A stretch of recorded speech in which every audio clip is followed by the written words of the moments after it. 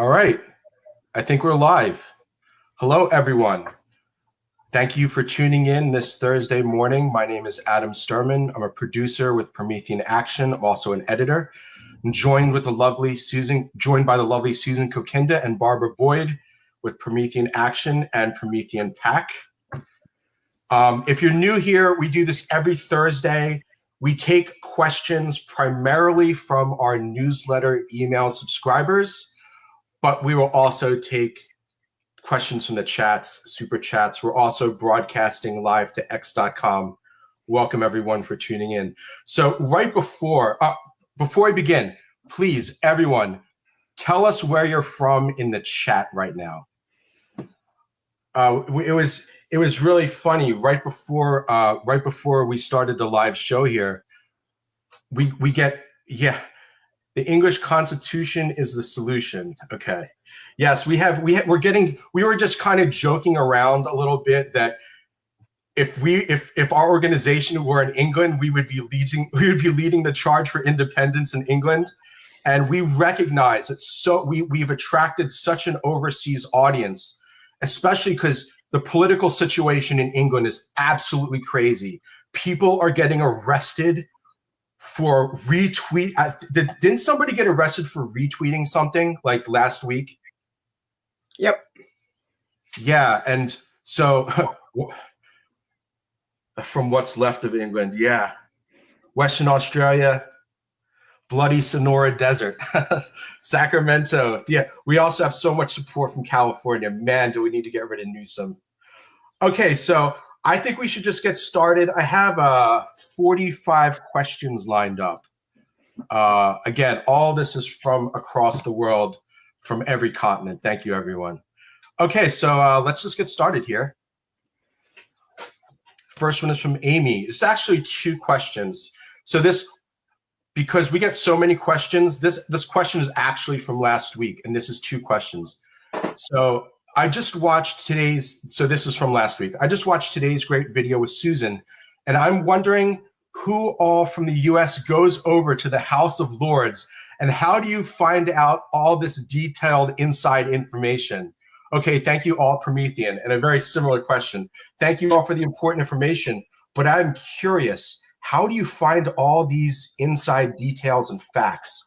I can't imagine it's all from the internet. So do you have friends and contacts in important places? Thank you very much, Amy, for the question. Well, I'll take a start at that, and then I'm sure Barbara's got her own take on it, because I'll start with this question of the House of Lords. No, we did not go to the House of Lords. Haven't been to England since I was a college student. But it really is this question of method. Both Barbara and Adam, all three of us, and most of us at Promethean Action and Promethean Pack, had the opportunity to spend decades, in some cases, with one of the greatest geniuses of the last 100 years or more, Lyndon LaRouche. And what he taught us is method. The question is not how many facts can you compile, because obviously with the internet, with search engines, with now super AI and so on, you could compile what seems like infinite facts. The question is, how do you know what you're looking for? And how do you know what is actually valid? And the thing that LaRouche always started with is that there is a physical universe out there. There are universal principles. That's the ultimate arbiter of what is true or not. Does the universe recognize that what you're doing is actually valid? And he started all of his investigations from that basic question of principle. So just on this House of Lords question, how do I find this? Well, we had figured out a long time ago, and as Barbara said last week, LaRouche had a hatred of the British going back to his time in India right after World War II, where he saw the British slaughter independence demonstrators on the streets of, I believe it was Calcutta. And from that point on, he knew there was something very evil about this institution. But what he looked for constantly is what was the principle that was actually evil. And the principle was that they don't look at human beings as human beings. They look at human beings as animals. And pretty much from there, everything else flows. Do your ideas, your system, your economic system, your cultural system, your scientific outlook start from the idea that man is in the image of the creator, and it's our minds which give us the ability to discover how the universe works and then act on it, and then the universe tells us whether we're right or wrong? Or are we just reacting to our senses, never able to understand underlying principles or act for the future? So we always start from that standpoint. And from the standpoint of the House of Lords, we knew the British, because of this methodology, the British system, the British elites were the problem. And so back when President Trump was under attack in the first administration under Russiagate, I believe it was Barbara who found the original House of Lords report in 2018, which outlined their strategy to stop Trump. So when I was preparing that update a couple of weeks ago or a week ago, I said, gee, I wonder if the House of Lords have done anything recently. And I went and I did a search, and that's where I found it. So that's sort of the method by which we do this. Yeah, I think that's the most important part. There's lots of, we used to run an intelligence operation when, in the olden days of Lyndon LaRouche's organization. And we used to have all sorts of inside contacts, intelligence community folks, political folks, all that kind of stuff. And quite frankly, 99% of what we got from them was absolute BS. That's kind of stunning, and you say to yourself, well, how could that be? Isn't it? Aren't the inside people those who have all the knowledge of stuff? Well, no, not really, because what you're looking at for the most part is people adapt to the culture that they're in, and they adapt to the news cycle that they're in. And in large part, what you get back very often is exactly what's in the news cycle, but with a little bit of iteration to it. So it's not the inside sources or things like that, although it's valuable to have them. One of the biggest problems of the CIA right now is that nobody speaks foreign languages. All right, that's stunning. All right, I mean, that just blows my mind. But it's clear, like when they were looking at the so-called, station that was looking at Osama bin Laden, nobody spoke Arabic in the whole damn place. So he was sending signals about what he was going to do in Arabic with Arabic symbols to it. And they didn't have a clue because they all spoke English, and it wasn't required that they actually know the language of the people they were looking at. So, it's very, very important, this issue of method and how you go about these things and how you don't get lost in what are a lot of rabbit holes and everything else that occur on the net. What I do very often right now is I use X as a primary source among certain people that I trust, who've been sort of consistently on the same wavelength as I have been in looking at things. And then I just look at original documents, which is really important. That's a research capacity which has been lost with the internet. I look at a lot of congressional hearings. I look at the transcripts. I look at the transcripts of White House briefings. I don't rely on the news reports about what that was actually all about. And it is original documents and having an idea of what you're looking for, which are the key things here. Thank you. And yeah, on the House of Lords stuff, it's actually just like the United States. All of the proceedings of the House of Lords, it's all public. It actually, I can't imagine it's all from the internet. It kind of is. Like, search engines alone may not provide it. You may have to look at different resources. But all of the British House of Lords proceeding is there. We have AI tools that can ingest just thousands of words to find anomalies. So, but yes, it is a question of method. And we do use the internet. That's where, all information now is on the internet one way or another. Okay, my name's Adam. If you're joining us for the first time, we are with Promethean Action. We take questions from our newsletter. If you'd like to stay in contact with us, I urge you to please like and subscribe to this video. Please like this video and subscribe to our channel. We do 3 political briefings a week, and we do 1 live question and answer show. So we do 4 productions every week, plus we have we do emails in between the days. So you can get our free email newsletter at the link below. And again, please subscribe to the channel and hit the little bell notification. You'll get a better chance of seeing our next videos. Okay, so let's go to the next. So the next question is actually it's two questions that talk about very similar things. And I can actually say a little bit about this first one here. Please give insight as to why President Trump would agree to a 10% government stake in Intel after declaring that the CEO should resign. This doesn't appear to be in the best interest of the American people. When government owns 10%, it doesn't regulate for the people, it regulates to protect its own investment. Thank you, Janet, for the question. And we're going to take this next one here together. Quoting the Epoch Times, looking for your comments. The administration recent policy decisions have pushed for enhanced public-private partnerships with companies in the semiconductor and rare earth industries.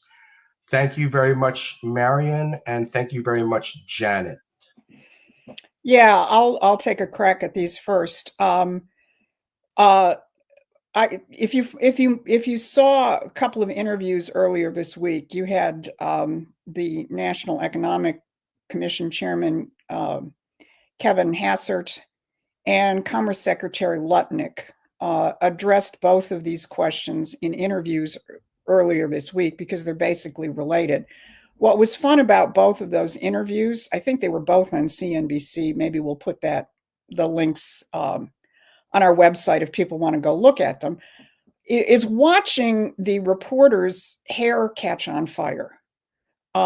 Because what they are freaked out about is what this administration is doing is busting open, the free market rules that everything the government touches is bad and everything the unbridled markets do, is good. One of the reporters said, I think it was to Lutnick, you used to be a capitalist. Now you're talking about state capitalism. But what's really going on here is this. What the administration is doing is using the power of government to begin to ensure that we have the necessary physical economic production that a sovereign nation needs. Now, in terms of the Intel 10%, it's really very simple. Intel was going to get, I think the number was 9 billion, maybe it was 12, $12 billion gratis under the Biden administration's, CHIPS Act. The United States was just giving them the money and then they could do whatever they wanted with it. What the Trump administration said is, well, if you're going to get this money for us, why don't you give us a 10% stake so that American taxpayers are actually getting something for the money that they're giving you. And Intel agreed with that.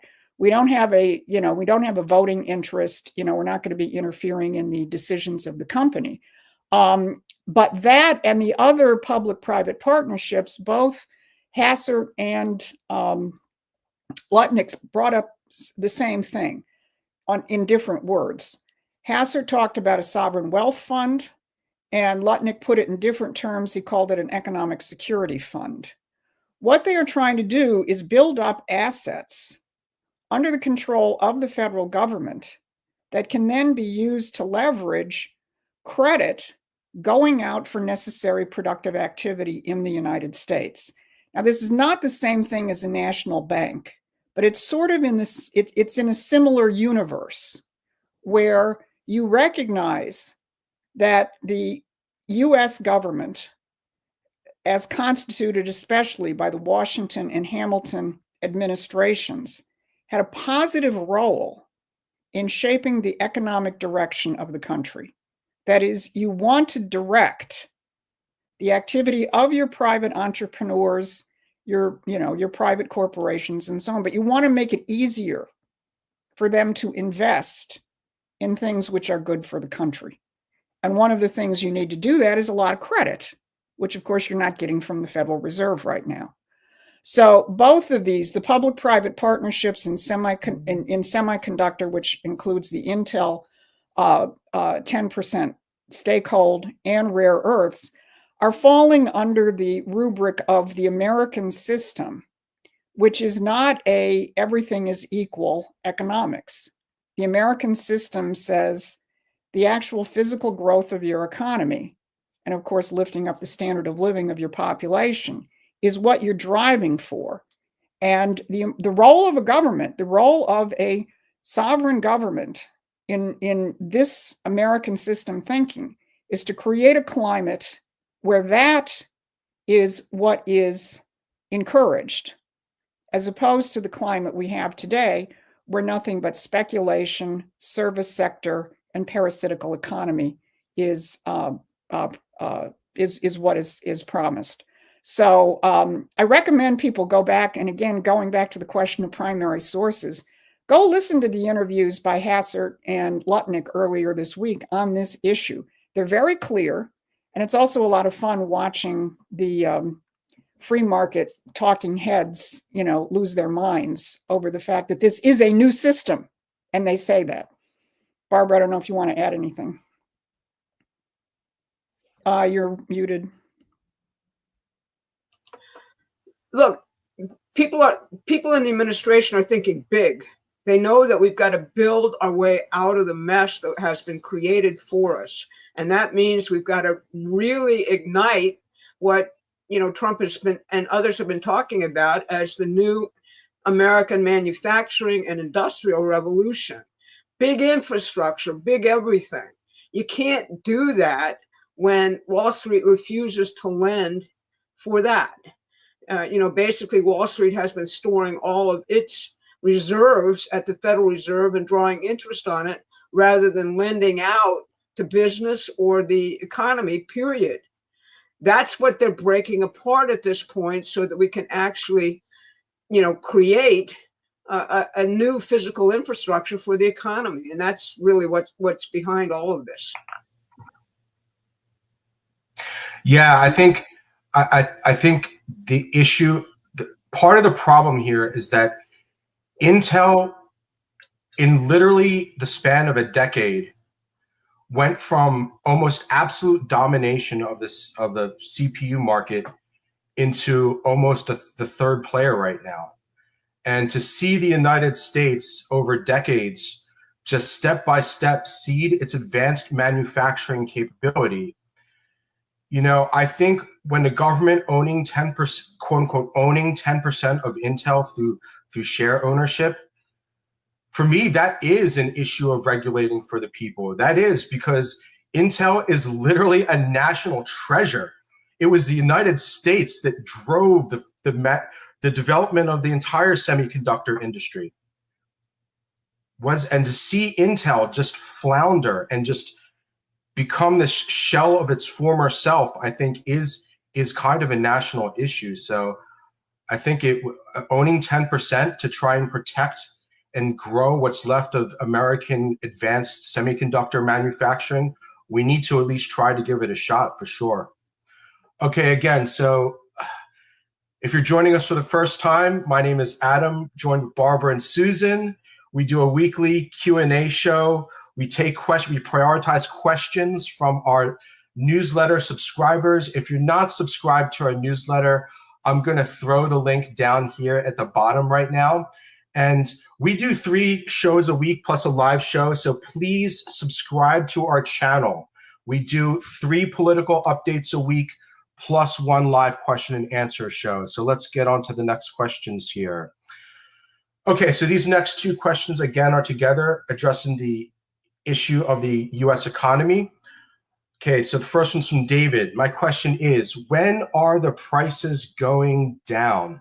Everything I've tried to do, I've noticed the prices are not going down. Even in government, when they take away from one place, they add it in the other. My local property taxes are going through the roof. Thank you. Thank you, David. And the second question here, I believe, is from Donald. Question, what is the best way to control inflation other than raising interest rates? So thank you, Donald. And let me just say this, just to start it off. The best way to control inflation other than raising interest rates is to increase real productivity.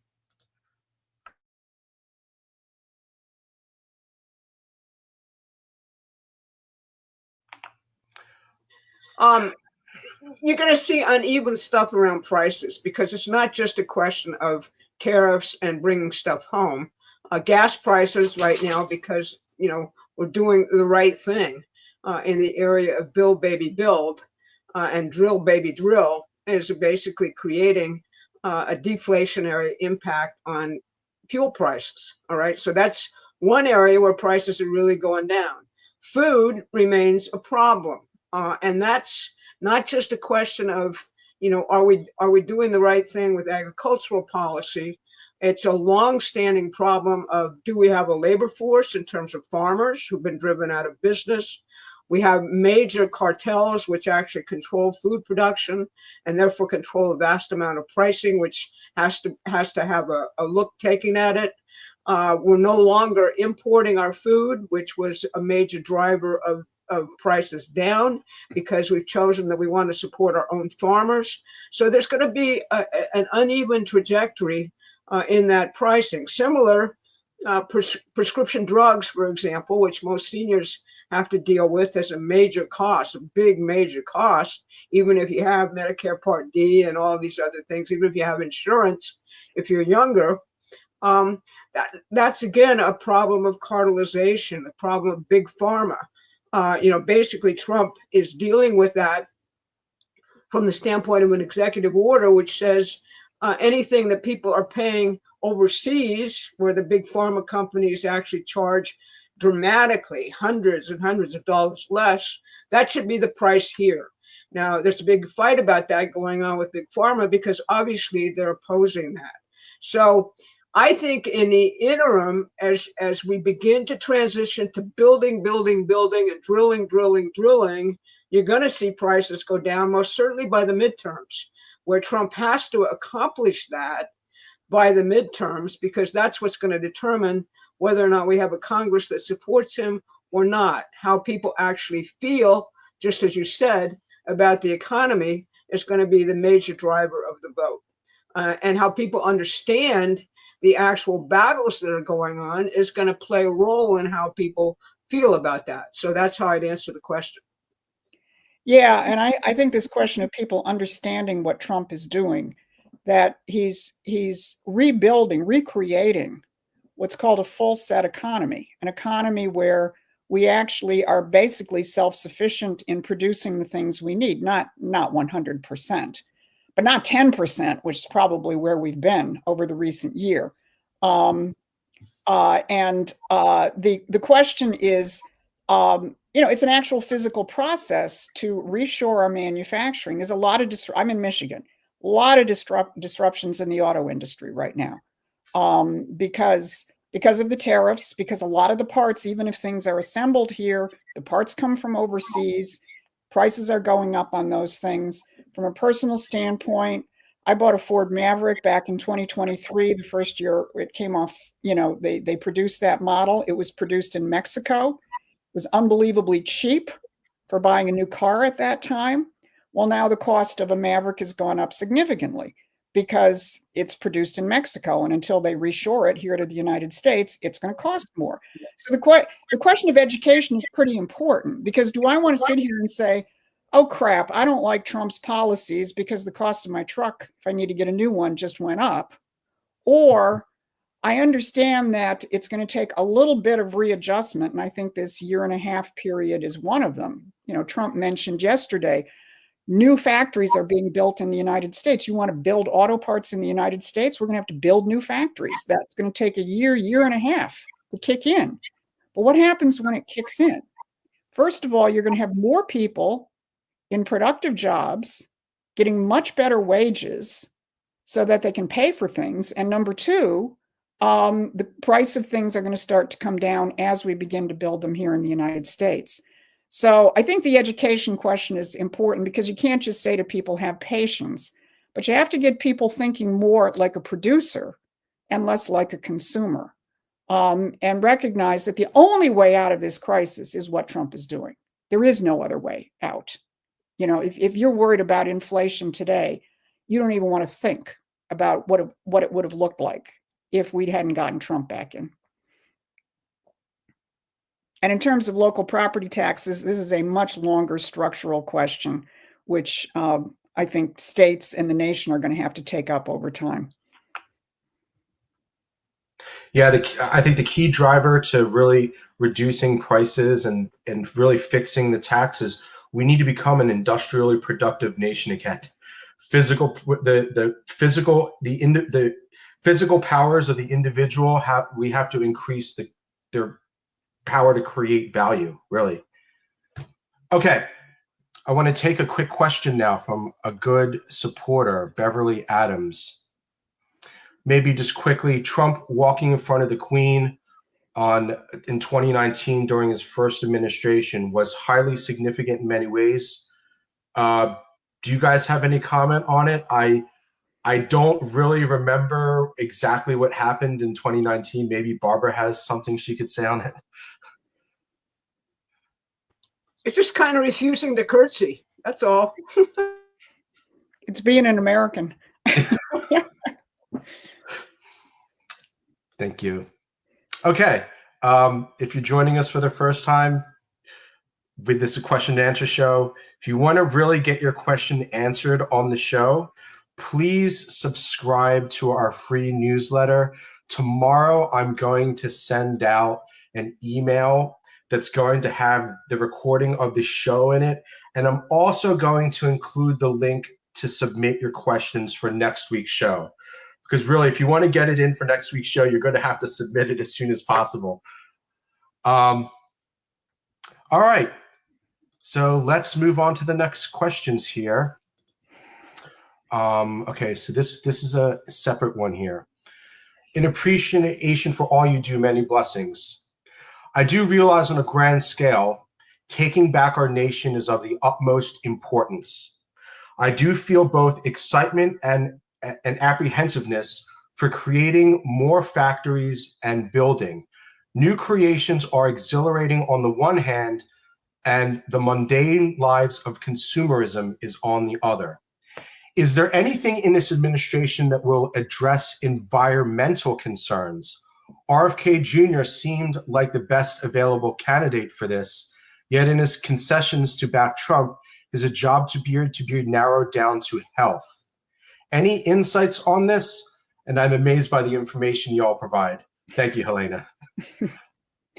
Look, I think Trump is addressing environmental questions more scientifically than anything we've seen in decades, because most of the environmental so-called issues are a result of two things: either a complete insane fabrication like global warming, or number two, the result of the fact that if your entire economy is driven purely from the standpoint of profit, yes, you will find companies, you will find organizations cutting corners, not, doing things which might hurt the environment.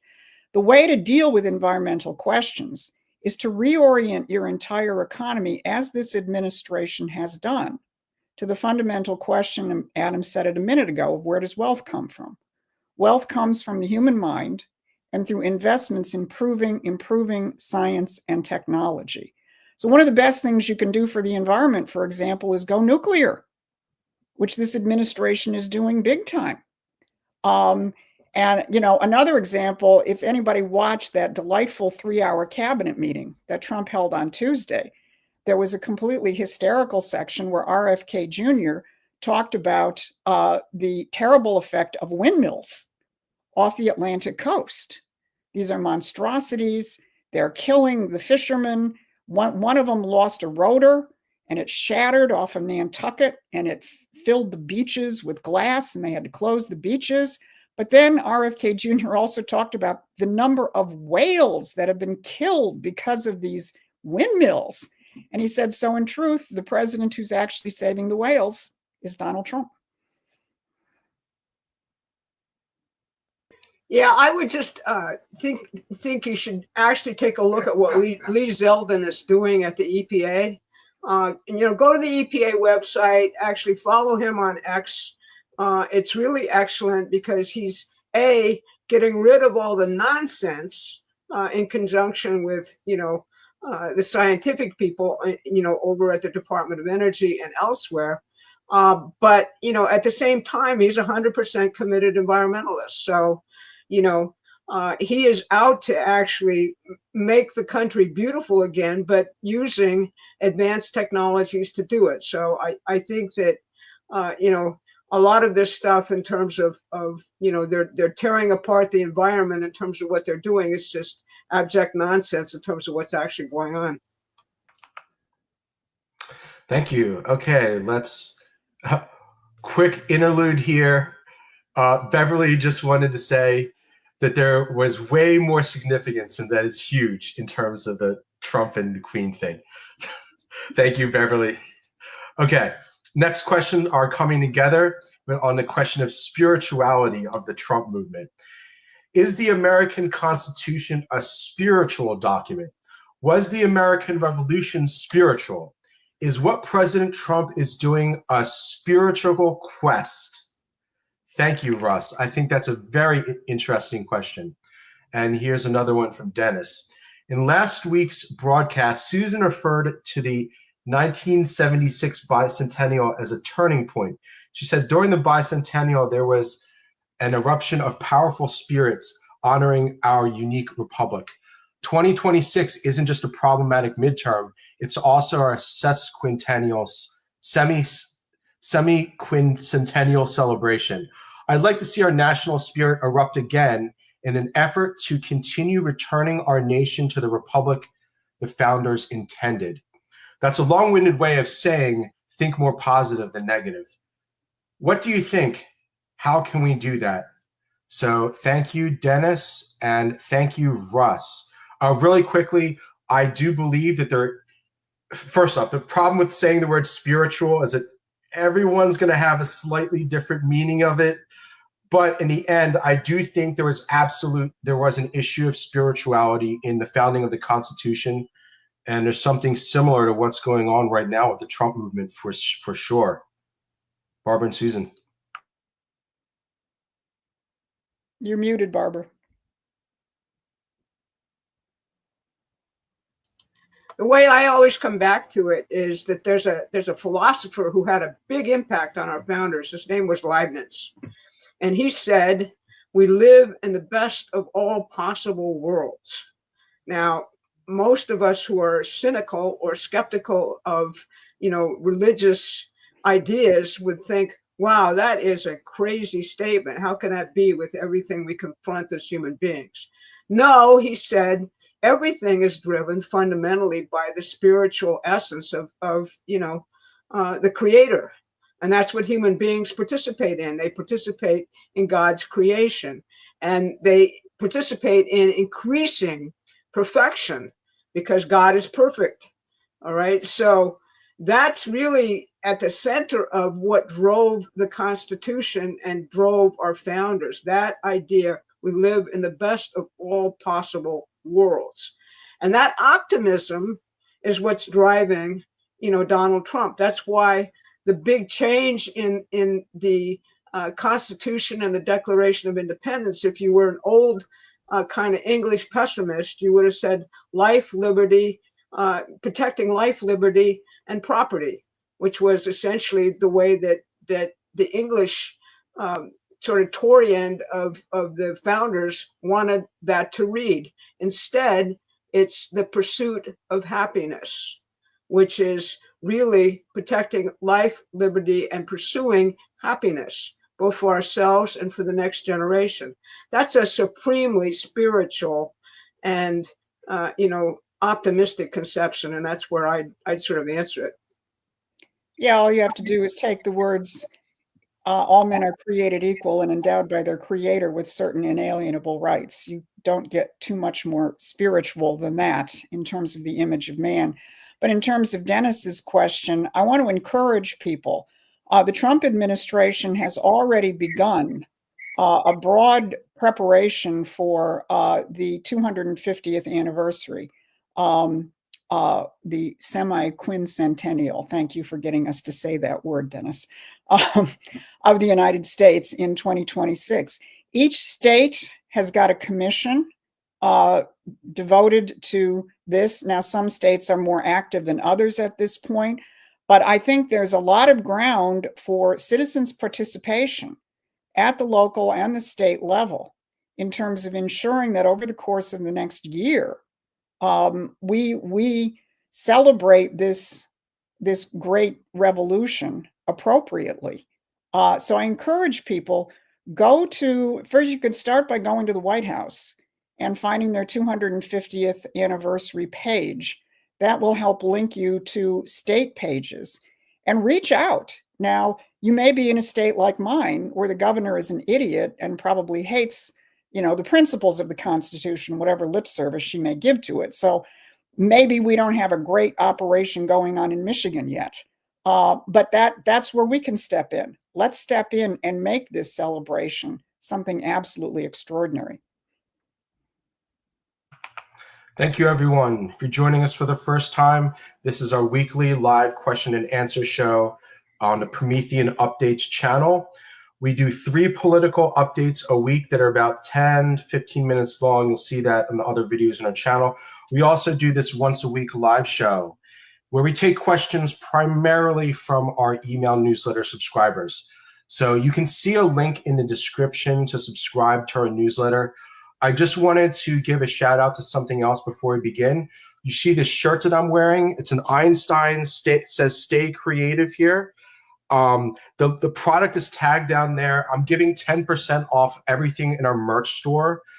Let me flash that link. The link's pinned in the chat, but I'll also throw it up down there. So in our merch store, we have 3 ebooks that are like $10 a piece that'll give you a sense of what some of the policies of our organization is for the United States.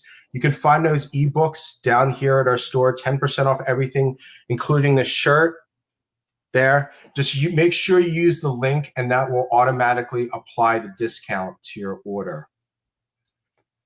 All right, so let's take the next question, which is on Trump's art of the deal. Okay. Can Trump's art of the deal keep working even though his playbook has been out for as long as it was printed? Thank you, Thank you, Paul, for your. It's a question of how you employ the principles in that, which is ever changing in the way he actually does this, and depends on who it is that he's actually talking to. The principles are really, I was reading last week that, he is very, very familiar in terms of the art of the deal with also Su Qin, the famous Chinese philosopher who wrote the Art of War. And, if you look at his peace deals, if you look at everything else which is actually emerging, you can see those principles at work. And he's innovating with the principles depending on the situation and depending on who he's talking to. And that's really what it's all about. It's about personal relationships and actually building trust with the people you're talking to in such a way that, and also creating leverage with your enemies so that you can actually turn them into your friends. And that is basically his entire mode of operating at this point. So yes, it's still working because people might read the book and say, okay, he's doing this at this point, and then he'll come back and do something completely the opposite, because he's very aware of the fact that his tactics, so-called, people describe what he's doing or try to every single day, and then he comes back and he surprises them by doing something completely unanticipated. So yes, it still works. Thank you. Susan, you want to say anything? No. Okay.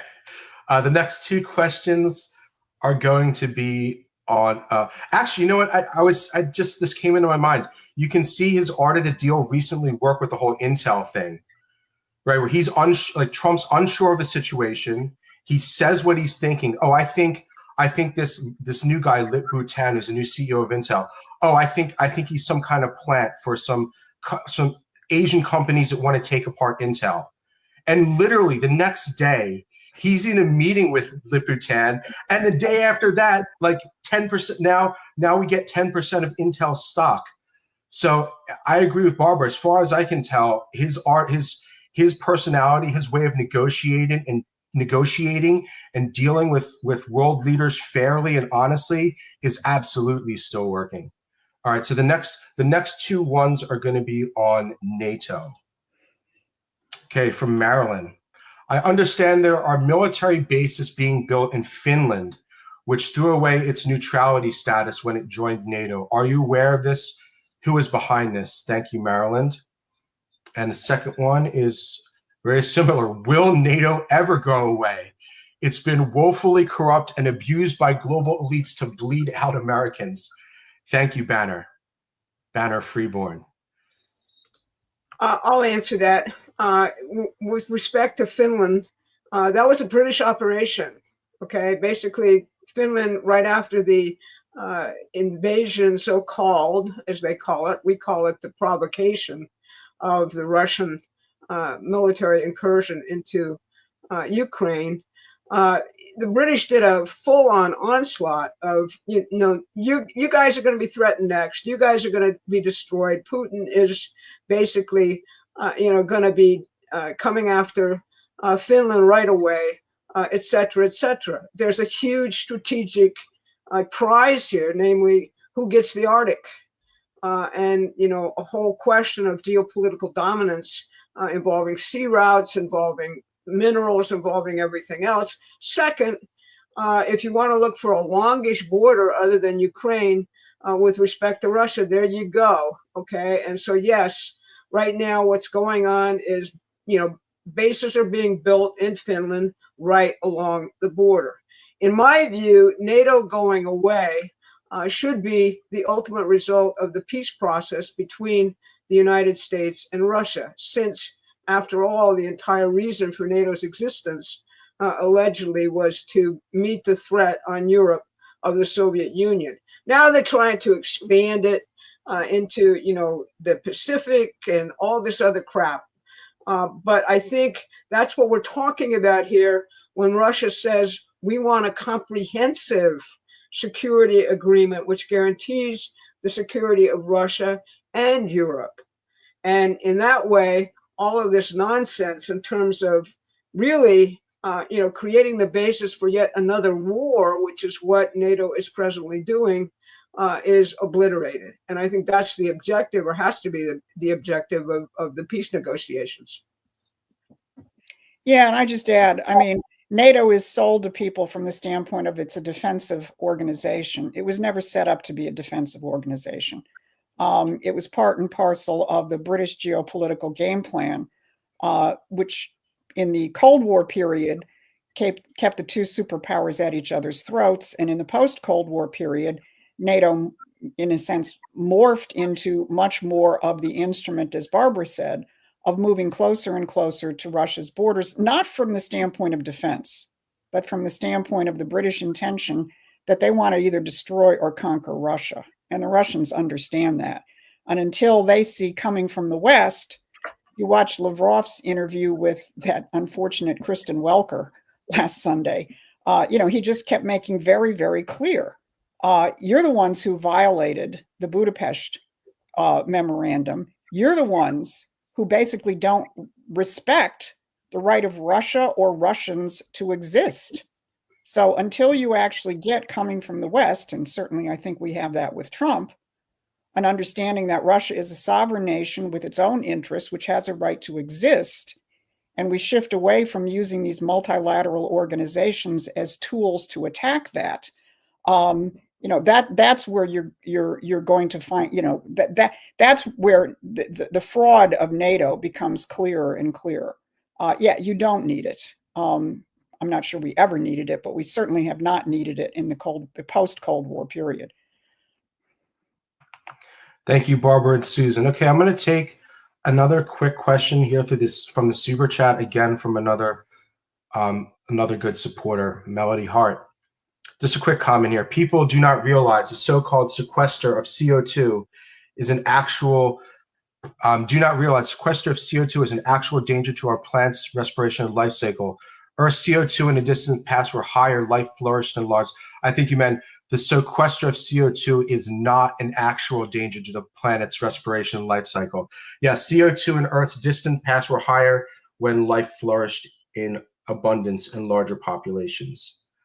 So yes, I think, we're, with the help of Lee Zeldin, we're beginning to really work through this issue, especially when you begin to compare, let's say, the emissions of the United States with the emissions of China, where our nation, we hardly emit anything at this point.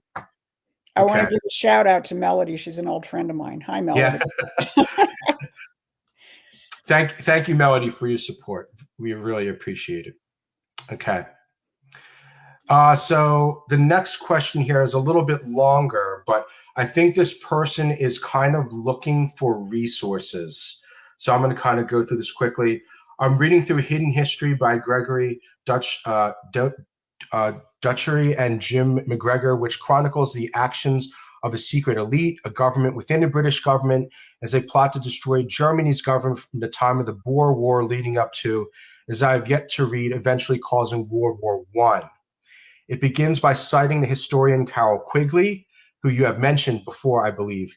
It wasn't German aggression or a Serbian patriot that brought the killing fields of World War I to Western Europe, but it was bankers and military experts, aristocrats, and complicit journalists, industrious, and the like, including King Edward, who by this account traced their origins to John Ruskin, who I always thought was a harmless art critic, but who espoused the inhuman role of a small elite to save civilization, i.e. British hegemony. I'm left wondering what these elites, who included Churchill, had up their sleeves in the lead up to World War II. I'm thinking of rereading Pat Buchanan's Hitler, Churchill, and Unnecessary War in light of what I've heard from your videos. Are there other works about this period that you would recommend? One point is clear. The players age and are replaced by the elites group's basic intentions to keep the British Empire dominant in some form remains constant. This is probably too long to air, maybe a little bit, but I read it anyway. But maybe at some point you can discuss this history and offer further reading and resources. Thank you very much for your question and comment, Greg. Well, we have two books which we highly recommend, which is Will Wurtz's book called Beware the British East India Company, and also Robert Ingram's book on Amazon. Perhaps, Adam, you can put both of those in the chat at a certain point.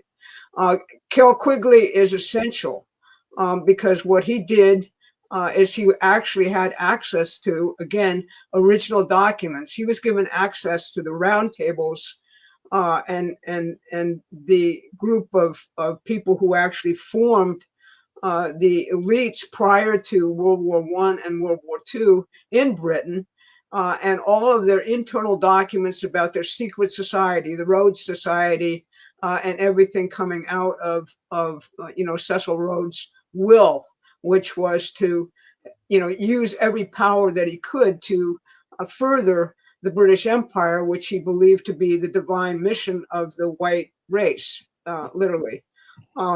So, a big part of that obviously was, again, to conquer Eurasia, which has been their key geopolitical goal for some centuries. You can read, Mr. Mackinder, his geopolitical analysis tells you exactly how they view Eurasia and why they view it as the centerpiece of conquering the world. Our two idiots who led our foreign policy for years, two idiots really, Kissinger and Brzezinski, were complete acolytes of Mackinder. And I want to stress here, the more I've read about this history, the more significant the British universities become. You've got to understand that all of this ideology, all of these secret intelligence operations were launched out of the universities. All the people who actually became, secret intelligence in every single British operation came out of, either All Souls College at Oxford or similar types of things at Oxford, Cambridge, and, the University in London. So that's the nexus, is they actually schooled people to be expert at running the British Empire. And that's the whole setup for the elites. Now, people try and actually look at this as like I've described it before, like a Venn diagram. Okay, you look at this family, that family, this other family, they're all connected. And by the way, very few of them are actually named Rothschild, who actually, ran this thing. They mostly got great English names like Cecil, for example, being essential to the process. But what's important is the dynamics of what happens when you have this idea, this imperial idea of human beings and economics, and you run up against a real battle with your world system versus the American system. And that's the dynamic which led, to World War I and World War II, to be very blunt about what was actually going on here, because the Americans were spreading the word that you have these nation states and you have patriots in a culture, and you can actually see how we develop our culture using these methods for industry, manufacturing, and science, actually fostering the labor force. And that's completely different than the British, we'll call it the British slave system, which views human beings as beasts. And when you take those two ideologies and they confront one another, you get the dynamics which led to World War I and World War II. We actually financed Hitler from Wall Street. So did the City of London. And the whole idea was he's supposed to go kill the Ruskies, and somehow Hitler didn't, get the memo, all right? And he basically went after the British instead of immediately going after the Russians, although he later went after the Russians. So yes, there's lots of stuff out there. But start with Quigley. Start with the two books I mentioned from Ingram and Wirtz to give you a real foundation in the difference between these ideas. And then think about, the fact that after the 1876 Philadelphia Exposition, where we had everybody from the world come to the United States in Philadelphia, and they looked at all of this stuff we were producing, and they went back to their countries. They said, I want to be like that, particularly Germany, okay? And that set the British Empire into complete panic. And we also had a complete subversion here with the Wilson administration and the absolute adoption of every single British method in the world. And that's what got us into World War I. So that's a short summary. Adam, can you share the screen? Okay. I just want to, in terms of this question of resources, if you go to the toolkit section of Promethean Action, you're going to find full-length books by Promethean Action authors. And one of them that Barbara mentioned is Bob Ingram's, the one on the Anglo-Dutch Empire. And in fact, somebody else, there's a question later, and we can skip it when we get to it. They were asking also about the book that we referenced on Washington and Hamilton by Bob Ingram. You can find that here in this authors section. There is a wealth of resources, but in particular, the one that Barbara just mentioned in terms of the Anglo-Dutch Empire can be found here. Not the one by Will Wirtz, though, unfortunately. Yeah, that you'll have to go to Amazon to get. William Wirtz, Beware the British East India Company. Yeah, I might have to go and collect those links, and I'll put them in the description later. Okay, we had a question come in that actually coincided very nicely with our next question, so we'll take them together. So Ura, who's been he's been coming back to our chats now for a few times. Thank you very much for your support. Can there be a time in the near future our countries, USA and Russia, could be business partners? And here's the question that we got from our newsletter and from Andrea. In your informative view, was this meeting with Trump and Putin perhaps also a meeting of the Western-style Silk Road trade route establishment? I think it was not solely a political meeting on Ukraine. After all, there is only so much you can meet about talking about ending the Ukraine when you already have the strategy. I see a route from the USA, Alaska, through the land bridge, the Bering Strait, to Russia, and to south, and through China, and and then south through Mexico, even Latin or South America, to combat the BRICS. Okay, Barbara, Susan? Well, there's really a couple questions there when you actually think about it.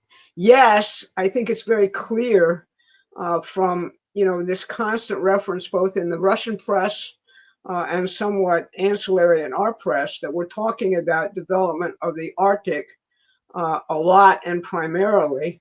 And you also have the famous issue of the Bering Strait, which has been under discussion for years in our country and in Russia, which would link up the land route between our two countries. Does it mean to combat the BRICS? Well, I think that's a secondary type of question. What people have been looking at is that China and other countries are trying to use the fact that the IMF and World Bank destroyed a lot of these developing countries over the last period, and therefore they're moving in and saying, we'll build your infrastructure provided you basically get loans and everything else from us, since nobody else is going to do it. I like the idea of setting off a competition in this respect. I think it'd be great if we had a competition between the United States and China as to who can most rapidly develop this entire part of the earth, which has been slammed by wars, the whole Malthusian population agenda, and everything else, and crippled by IMF lending policies over the past decades. And I'd really like to see us in that kind of competition, which would make Franklin Roosevelt smile and Lyndon LaRouche smile also down from heaven. So that's my idea about things, about that question. I'd also point out, it was very interesting at the Alaska summit that Trump and Putin had. There were side meetings. The Russians brought the head of Rosatom, their state-run nuclear company, and their state-run energy company, for side discussions at that meeting. So obviously, while that was not part of the official discussions between Trump and Putin, this question of economic development between the United States and Russia is very much on people's minds. It is. I think Americans are getting very sick of the constant conflicts that have been forced down their throats for decades. Definitely looking for more peaceful solutions to what's going on in the world, for sure. All right, just to recap, if you're joining us for the first time, my name is Adam Sturman. I'm a producer and editor here with Promethean Action. This is our Promethean Updates channel. We do 3 political briefings a week, plus a live question and answer show, which you are watching right now. We take questions mostly from our newsletter subscribers. You can just be a free newsletter subscriber. Please check the link in the description or go to prometheanaction.com, get our free newsletter, and you will be able to submit your question for next week's show. So now we're coming to a discussion where we talk about, you'll notice here, Susan Kokinda is from Promethean Action, but Barbara Boyd says Promethean PAC. So I'm going to take the next 2 questions, and then we're going to discuss a little bit about why we have 2 political organizations. It's kind of a technical thing. So to get into that, let's just check these 2 questions. Gavin Newsom has been blatantly breaking California and federal law for decades. Why hasn't he been arrested? Thank you, Terry. And will the American population, whistleblowers and patriots that do exist, albeit in small numbers, in the deep state, be strong enough to overcome the central bankers? What things do we need to look for during this process? The good, the bad, and the ugly. All right, Adam, if you could share the screen again. Okay. I wanted to lump those 2 together because they have a certain characteristic in common, which is they're looking for somebody else to do things. I don't know if Gavin Newsom is ever going to be arrested, and frankly, I don't care, because you could arrest Gavin Newsom and you could end up with somebody equally as bad, from the other side of the spectrum. Let's go back a ways to Arnold Schwarzenegger as an example. And in terms, and the reason I'm putting them together is because the second question is of the same thing. What do we need to look for? What I'm telling you is what you need to do is you need to go out and actually organize. You know, the solution to California or any place is that we actually have to do what Benjamin Franklin said. I've given you a republic if you can keep it, which means you have to know how to run the republic. You need to know how to run, for example, your city or your state, or at least some have working conception of the important principles. And you have to be out there engaged in the political fight in your area. Because the way you're going to deal with Gavin Newsom is you're going to have a California population which knows what it's doing, throws him out on his ass, and I don't care whether he goes to, if he broke the law, he should go to jail. That's not the issue. The issue is, are you actually going to put somebody new in his place who is not only better than he is, but actually truly represents the interests of the people of California? So I just wanted to show you two examples of our organizing in the state of California. One of our colleagues, Mindy Petchnook, is running for mayor of Oakland, California, as an open MAGA Republican. Let that sink in, okay? And she's inspiring people, not just in Oakland, but throughout the state, to actually organize and fight. And here's just another example of our organizing in California, where we go out with tables and we organize for Trump's policies. And that political intervention, especially as we go into the midterms, is much more important than sitting around and hoping somebody is going to get arrested. So I want to turn it over to Barbara to say a little bit in terms of why we have the Promethean PAC to do this. Yeah, I mean, a PAC. We're basically have been a PAC for quite a while. We support and oppose candidates in elections, which a policy PAC can't do. And right now we're in the process of figuring out how we're going to basically build up, into the midterms. And the very first step we're taking is a flyer, which we have going out, really across the country to everybody who's really interested, getting them grounded in what Trump's policy actually is, which is, basically, you get all this crap every day from the media going nuts about all of this stuff, and the principles get lost. The principles get lost. So that flyer right there is a critical statement of exactly what the principles are. That's what, every candidate should be, campaigning around, doing, thinking about. That's your basic parameter for measuring a candidate. Go up to them and ask, have you seen this? Do you agree with it? What do you think about this? What do you think about this policy? That's going to tell you whether you're getting another Gavin Newsom or another Arnold Schwarzenegger, or you're getting something which you actually voted for in November of 2024. Now, we need a new Congress, all right? We need a Congress which is aligned with the president. Right now, there is a 1 vote difference in the damn House and an equally small margin in the Senate. And people ask, well, how come Trump made all these compromises? How come the big, beautiful bill has all this pork in it? Well, look at the margin. Think about how you're going to actually get something passed if indeed the margin is that. It's not going to work very well. You have to make deals with all these cruds to essentially, get something going, all right, around the bills you actually need. So that's what the PAC does. It's going to be, setting itself up to actually intervene much beyond this in terms of supporting or opposing candidates, giving them money, running ads, and using our maximum creativity to actually create a Congress which can actually work for the American people. And that's our overall, sort of mission, if you will, for 2026. Now, only American citizens can, actually donate to the PAC, and we can't take corporate money, all right, or trade union money for that matter. But, from your personal funds, we can take $5,000 per person, and we can take more if we start to do what are called independent ads, which essentially oppose candidates which have a much more unlimited budget under the Federal Election Campaign Act. So that's Promethean PAC. That's what we're doing. And I really would like you to help us make this thing a reality. Now, let me give you some examples of how people are organizing with this half-page flyer. And you can go to the Promethean PAC website. This is the flyer again. We just showed you a picture of it.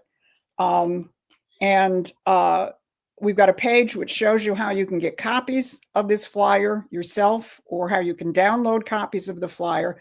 But this is what we need people to do. This is one of my friends, Tony Sellers, here in Michigan, addressing a local Republican Party meeting, encouraging people to take copies of this and use this in their door-to-door organizing.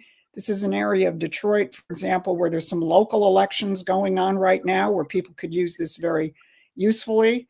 This is a great picture of a coffee shop up in northeastern Michigan, a patriotic coffee shop. If I had its name, I'd let you know. You could go visit it, but I don't at the moment. But one of our supporters got 1,000 copies of this flyer, and the coffee shop owner is a patriot, so they put that out there for people to use. He also reported to me that this is Mike from up in Alpena. He said, I just got back from the Alpena County Commissioners meeting, and all commissioners present took some of the flyers, including the Democrat, after I explained my history as a union carpenter. That included the county administrator and former GOP head of the county. So that's another example of organizing with this. And this is me at a local fair over the course of the summer where the Republican Party had a booth and we were getting this out. So these are just a couple of ideas of how you can use this flyer. And again, if you go to you can go to what Adam has shown right there, or you can go to our Promethean PAC page and click on the Battle for America's Future Starts Now and get your copies of the flyer and organize with them. Yeah, so if you have a business like a coffee shop or a bookstore, any kind of local business where you get foot traffic, patriotic foot traffic, we need you to go to the link here and get some of these flyers. It's the same as making a donation to Promethean PAC, and we'll give you some of these for your donation. And I want to stress, it's kind of hard to read, but there's no rage bait on this. And I think that's an important point.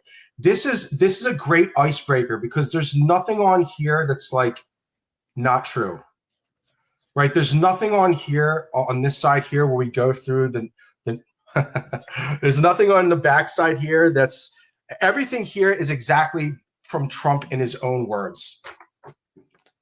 So I think this flyer is important for people that are getting into organizing. It's a great icebreaker. If you have the chance to put these out for other people to look at, please visit the link there. On that page, you will find 2 links. One link, and we don't talk about this a lot, but we can customize these for you. So if you have a particular topic or if there's a paid for section, we can update the legal paid for section for you if you want to print this for your own organization. But we're looking for businesses and organizations that want to work with us on our 2026 flyer campaign. So if this sounds like something you want to help us do, please just respond to one of our emails, our Promethean Action emails, and we're gonna get in touch with you and work with you to really make sure we win the 2026 midterm.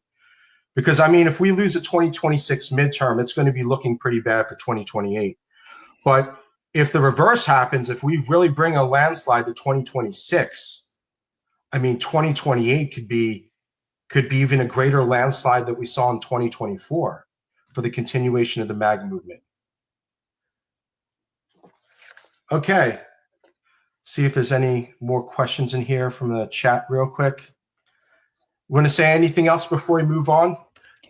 Just get them and blanket this country with them. I always say Trump's not going to be at the top of the ticket in 2026, so his policies better be at the top of the ticket in 2026. Yeah. And yes, this is the way to do that. Yes. And on the back, this top part is really, we contrast the old Republican Party with the new Republican Party. So that's really what the back of the flyer is. We're literally trying to convert whatever rationality is left in the more industrial parts of the Democratic Party, especially in places like the Midwest. We're trying to win over whatever rational people still exist out there and push them over to Trump's MAGA movement, Republican MAGA movement. All right. So we're a little over halfway through, not in questions, but in time-wise. So we're going to be coming up to question 16, and we should pick up the pace a little bit. So let's keep it up a little bit. All right. So the next one is kind of short here. What can Americans do to protect our checking and savings account? Debbie. Thank you, Debbie. Support Trump. Pretty simple. Support the economic rebuild of the United States. Yeah, and back before the 2008 blowout, we were, and still continue to point to the fact that our banking system has basically gone to hell since it was deregulated. We used to have two kinds of banks. We used to have investment banks where you could go gamble with your money and win big or lose big, but that was on you. And then we used to have the commercial banks, which were not allowed to gamble with your money and which were protected by the FDIC. That was established by the old Glass-Steagall Act implemented way back in 1933, and it was repealed in the 1990s. So at this point, everything is a gambling casino. As part of Trump moving forward and bringing rationality back to our financial systems, I think we're going to need some new version, maybe not exactly the same thing as Glass-Steagall, where you have protected, relatively safe commercial banks whose purpose is to invest in the economy. And then you've got your investment banks, which again can do whatever they want. What form that's going to take in the 21st century, I don't know, you can just copy and paste what was done in 1933. But I think, as Barbara said, all of this is basically founded in the fact that there's no technical solution if you have an economy which is in the grip of a bunch of financial parasites.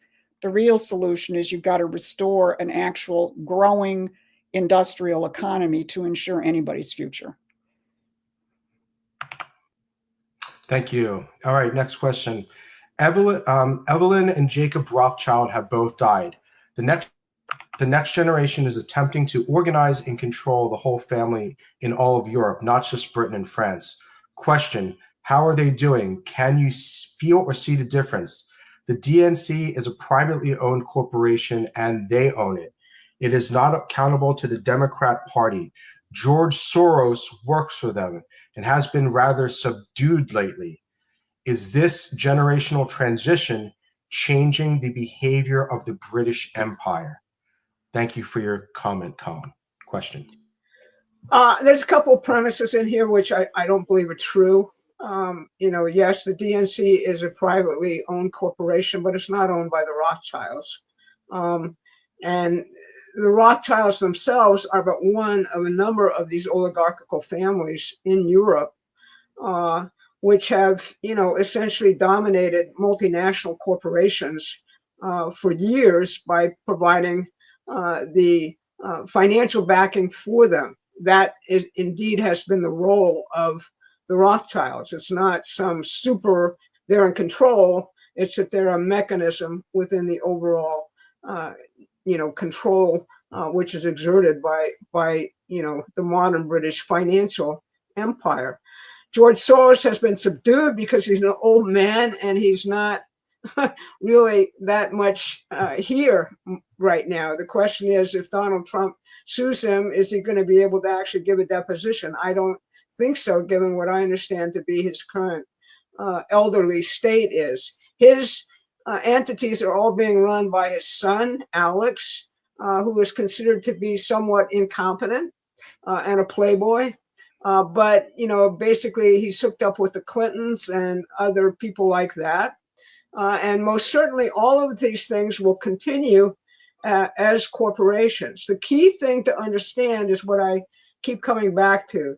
The difference between what Trump is doing or the American system which has a fundamental difference about the nature of human beings with these people, versus their system, which views human beings as, essentially beasts, not in any sense involved with any obligation to God or his creation. And yes, there is a generational transition which is occurring, and which means that they're operating at a much lower level, in my view, of competence than they operated at before, which means those of us who are raising our level of competence should be able to get rid of them once and for all as powers within our political universe at this point in time. So that's how I'd answer your question. I just add one other thing in terms of the premise of this. We get so many questions about the Rothschilds and the Jewish families, et cetera, et cetera, et cetera. I really recommend another book written, we've mentioned it before, written by Richard Poe, entitled How the British Created Communism and Blamed It on the Jews. And I think if any of you read that book, you will probably discover that so much of what you think about the Jews has been the British guiding you to look over here because they don't want you looking at them.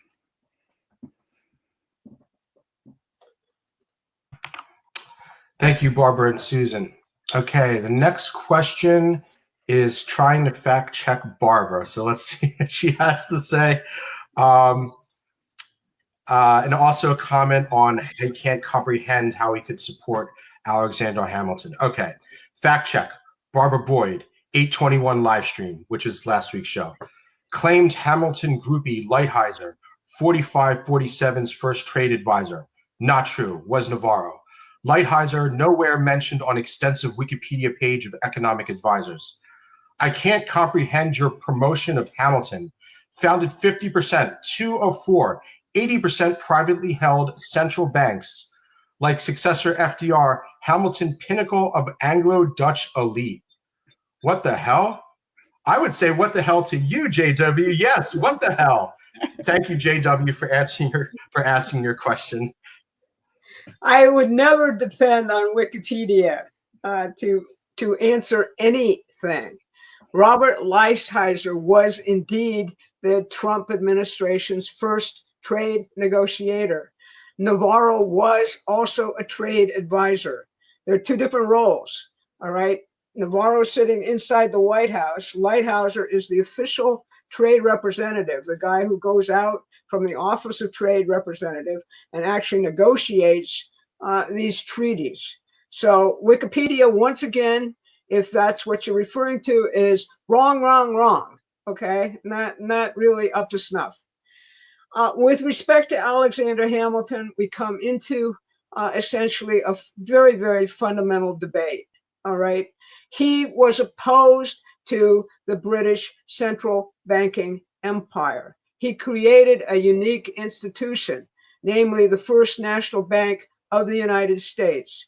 That was indeed privately held and with a government component which people could invest in.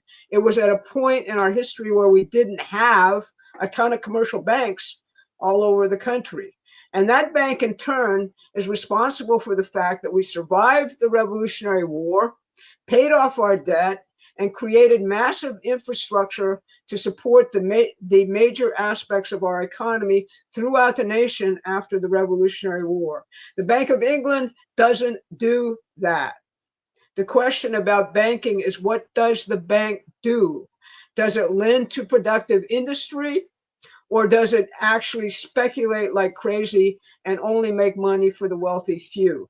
So I think you need to do some fundamental research into Hamilton. I think that, again, Bob Ingram has a book which you'll find on the Promethean Action resource page, which talks about national banking as it existed under Hamilton, as it existed in a different form, which won us the Civil War under Abraham Lincoln's greenback policy. And then the third form of this particular item existed in terms of what Roosevelt did to win and fund the Second World War. So were they the pinnacle of the Anglo-Dutch elite? Hamilton, came from Jamaica, dude. And, he basically was a genius.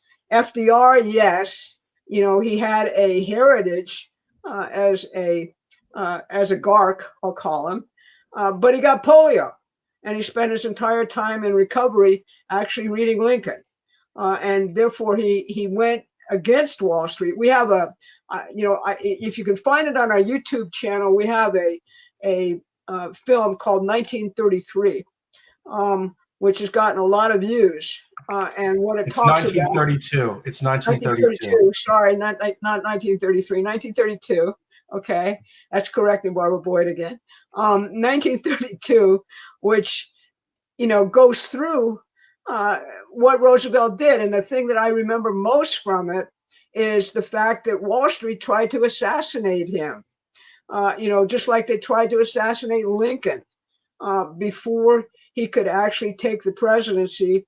And he gives a big speech in his inauguration, says, Wall Street hates me, and I welcome their hatred. All right. He got us out of the Depression. He won us World War II against all of those people. So I think you need to do some further research and take a look at this movie, which we produced, which has a ton of an audience worldwide on YouTube, called 1933. And you need to take another look at Alexander Hamilton. Adam, could you share the screen again? Just briefly, for a short form version of Alexander Hamilton, go to our website, go to our toolkit, get our ebook, What President Trump Can Do with the American System 2.0. The first chapter is about the difference between Hamilton and central banking. Thank you. And I just want to give a quick shout out to Thomas Brown. Thomas, thank you for your super chat. I also just want to comment that Barbara's favorite dogs are indeed corgis. So we thank you again. Thank you very much. Maybe I'm going to do a corgi shirt in the future for our shop. Okay, next question. We should pick up the pace a little bit here. We still got a bunch of questions. I think Barbara recommended a book about George Washington showing the perfidious roles of Jefferson and Madison by Robert England. I can't find it. Did I get something wrong? What is the book? Thanks. And thank you for all you're doing to help our country, Teresa. Again, go to our authors page on Promethean Action under the toolkit. It's Robert Ingraham, and that book on George Washington is right there in that list of his many books. What was it called again? The name of the book is George Washington. Don't remember. I'm looking at a New Birth. Washington's Republic, the American Revolution. That's it. Okay. And while we're doing it, Bob has just recently come out with a new book on McKinley, which is extremely timely given Donald Trump is constantly referencing the economic miracle which McKinley carried out with tariffs. Okay. All right, let's move to the next one here. Thank you, all wonderful ladies, for keeping us updated with current affairs. Appreciate all you're doing for humanity. Can you explain why Donald Trump is putting so much money, etc., into AI? Will this push digital ID and more control? Thank you, Essie. I can say something about this because I think about I love computers. I think really there's no choice. What's going on with AI is bigger than the internet. I know because I was one of the first 12-year-olds on the internet, and I saw the internet go from this like little niche kind of nerdy thing up into what it is now. And the explosion of excitement and productivity that's occurring around AI is occurring faster than what's happened with the internet. So I don't think he has much choice. There's a kind of an AI arms race going on right now, just like there was with the internet. You know, the big difference with the internet is that it was basically a project of DARPA that was spun off into the public world. And the thing we had with the internet is that we controlled most of the technology, the chip making was all done basically in the United States. Now with the AI world, everything, the supply lines are spread across the world. The research is done worldwide. Even though we try to keep China from getting our best chips, they still end up getting them anyway through various means. So I don't think Trump has any choice but to lead the quote unquote AI arms race for the benefit of the United States. Now, the bigger question here, which is honestly very concerning, which I think a lot of people, Americans, are concerned with, will this push digital ID and more control? Unfortunately, AI technology can be used to control human beings in very terrible ways. Okay. I don't think Trump wants to control people with digital IDs and with AI and more control. This is going to be something where the American people and citizens across the world are going to have to demand better outcomes from their governments. Maybe Barbara and Susan would like to say something more. No, I think you're right. And with anything, with any technological advance, it can be used for good or evil. So, the question is, are you ensuring that your elected representatives in your government reflect the fight for good as opposed to the fight for evil? That's why we keep going back to get out there and organize. Thank you. Okay. Next question. What is your opinion of Putin never ceasing to bomb Ukraine and the Republican media's lack of reporting these events? I think the Republican media is saturated with reporting on what essentially Putin is doing and not telling you anything about what Ukraine is doing in turn. This is a war. It continues. Basically, until there is a offer on the table, which is actually satisfactory to Russia and Ukraine, as Trump keeps saying, nothing's going to work. And right now, what you have is a complete sabotage by the Europeans attempting to actually create the basis for continuing the war from Europe, which Russia just isn't going to accept. As we said before, you need a comprehensive peace agreement, which ultimately leads, the way to think about it is, how do we get rid of NATO? You get rid of NATO by actually creating the basis for a just peace with Russia and cutting the nonsense out about conquering Russia. So, sitting in Lavrov or Putin's shoes, I'd be saying, give me a declaration from the British Isles that you'll stop your centuries-long goal of trying to conquer Russia and Eurasia, and we'll talk about peace.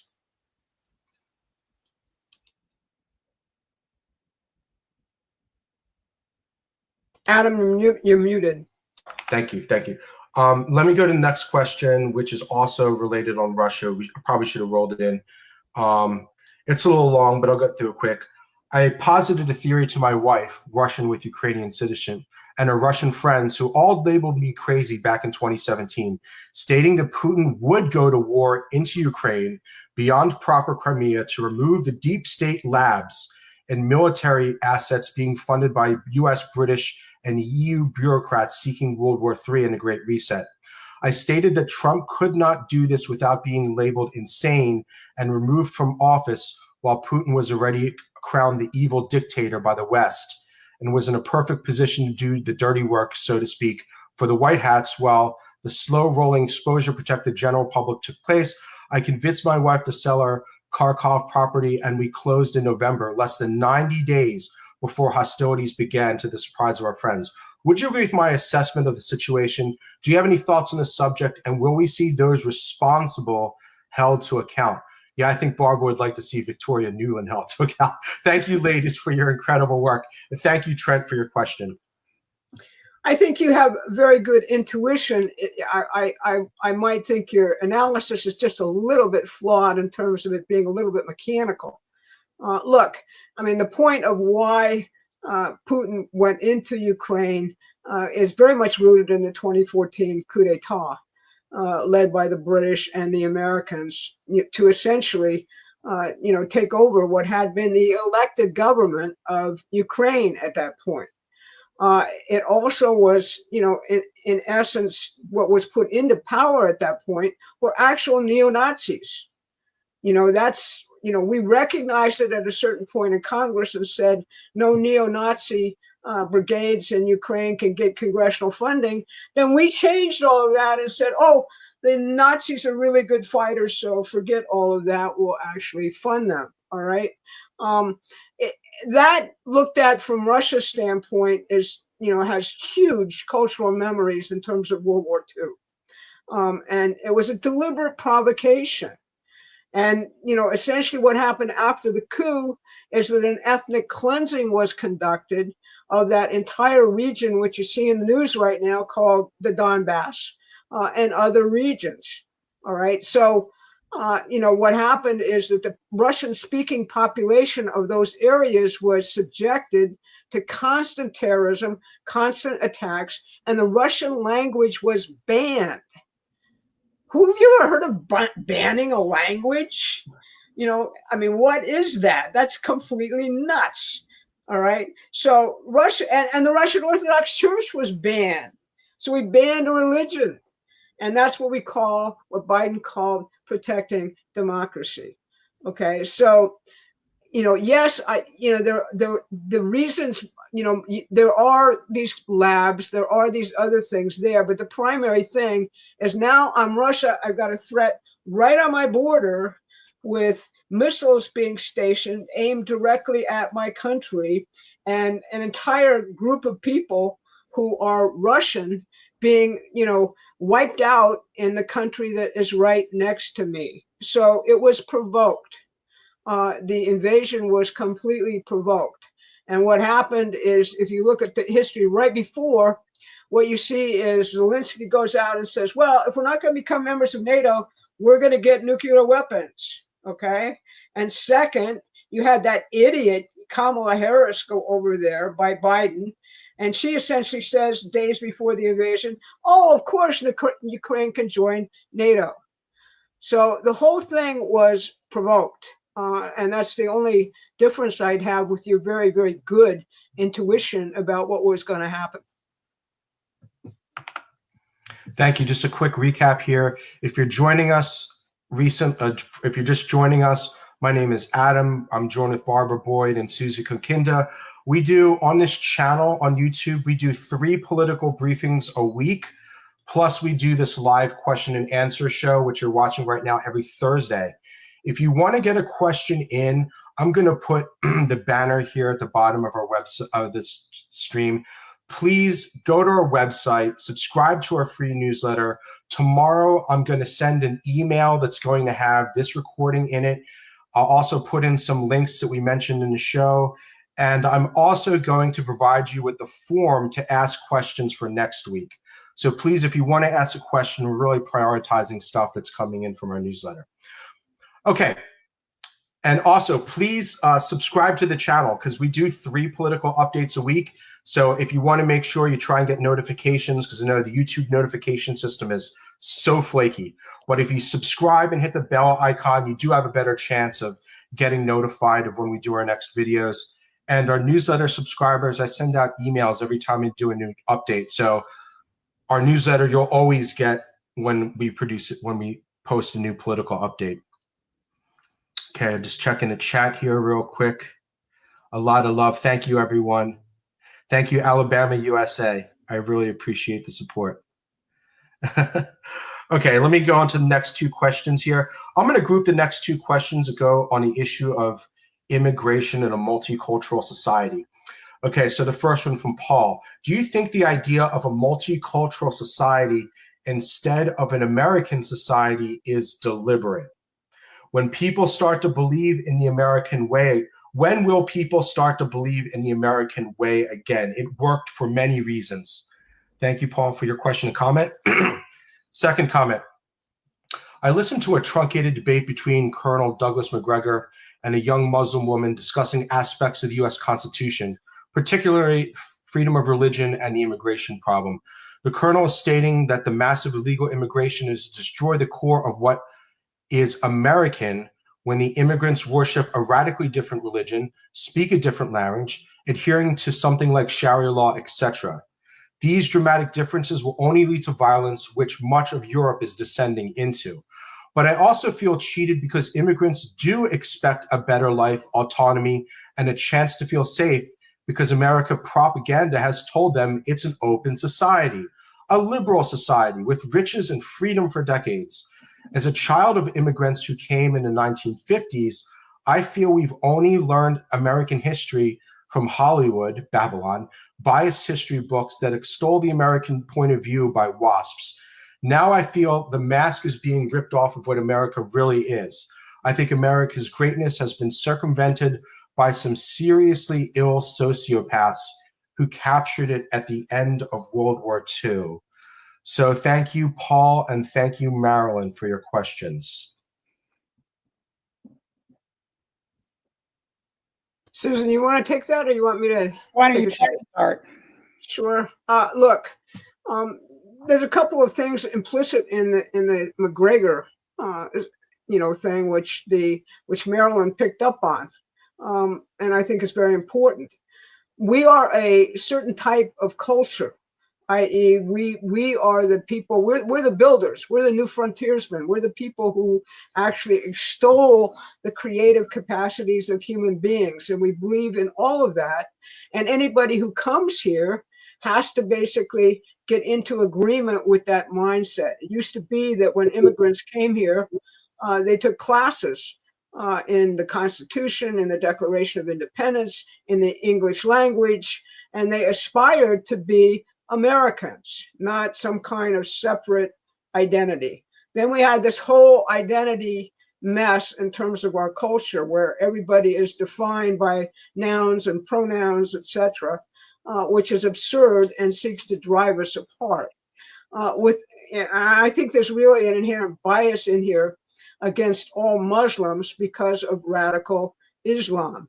I really recommend a book by Cardinal Nicholas of Cusa, which is called The Peace of the Faith, which we'll look up and figure out how you can take a look at. But what Cusa emphasized, and what we've emphasized throughout, is find the very best thing in the culture which is coming into the country. Find the very best thing, for example, in the Arab Renaissance, which has a huge relationship to the Renaissance, which drove our forefathers in the West. It's not in what actually happened with political Islam, which in many respects was a British creation, set up to create religious warfare to essentially, as Susan just said, point you in another direction than looking at the real person orchestrating the evil of the situation. So the key here is that we descended into a completely uncontrolled immigration system under this open society kind of framework set up by George Soros.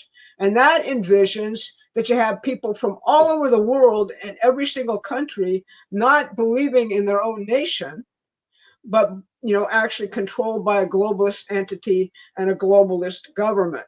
And actually, if they had their way, the nation as a whole would be balkanized into several little more intimately controllable communities, like the strategic hamlet policy, for example, in Vietnam, which is a good example of how the British would like to actually control people.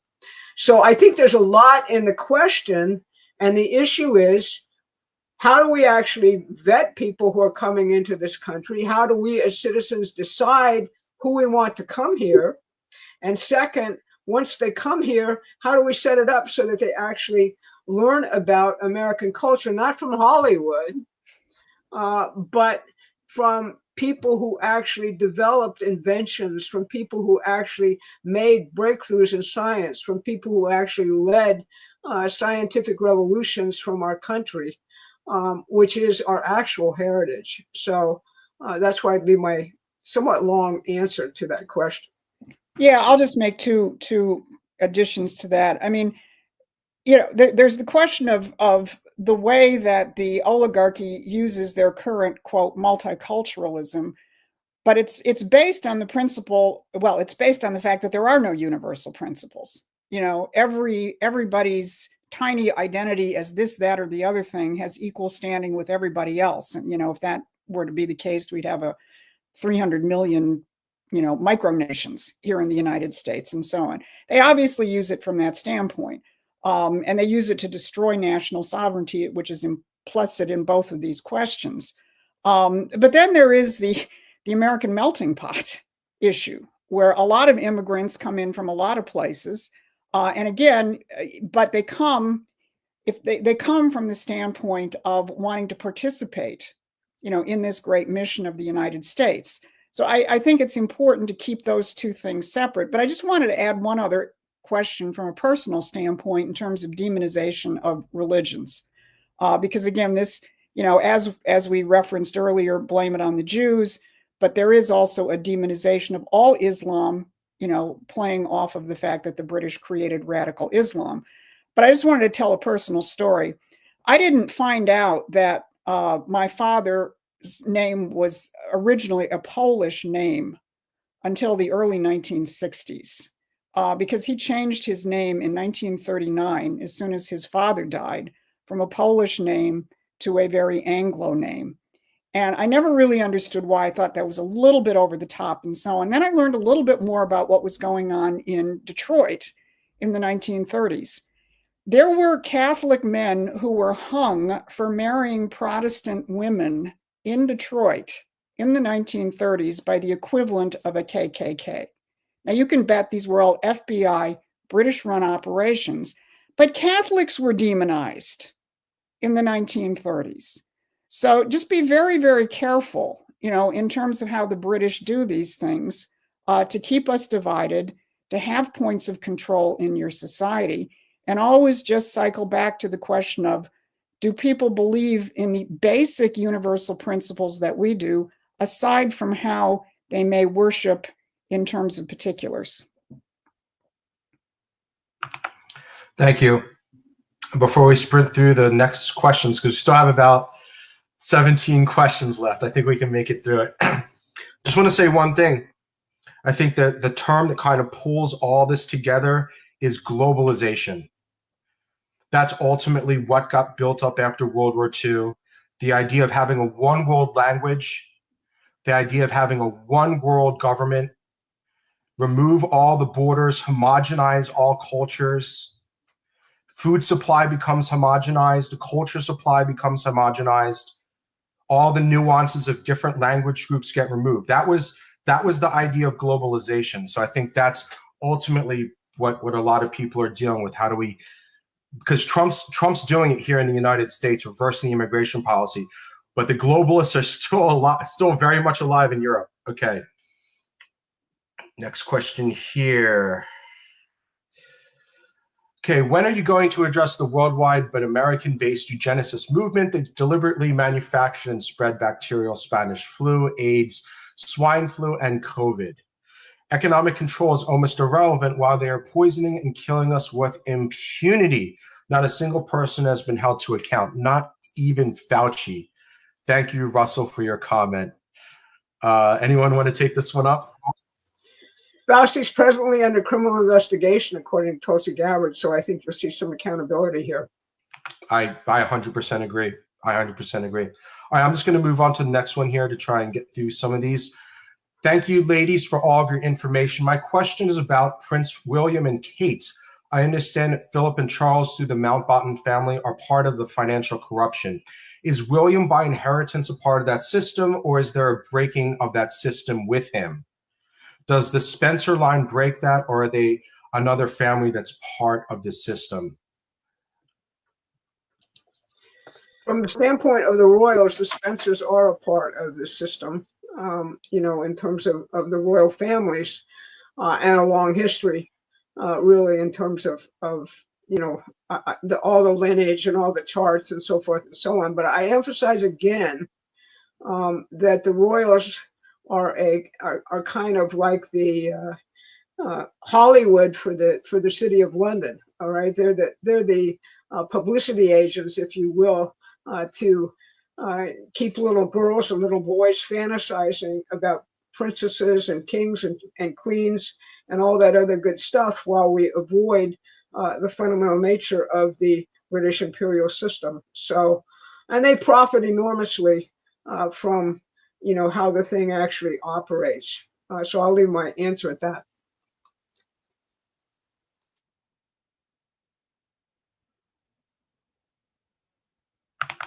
Thank you. Thank you, Barbara. I'm going to bless you some more.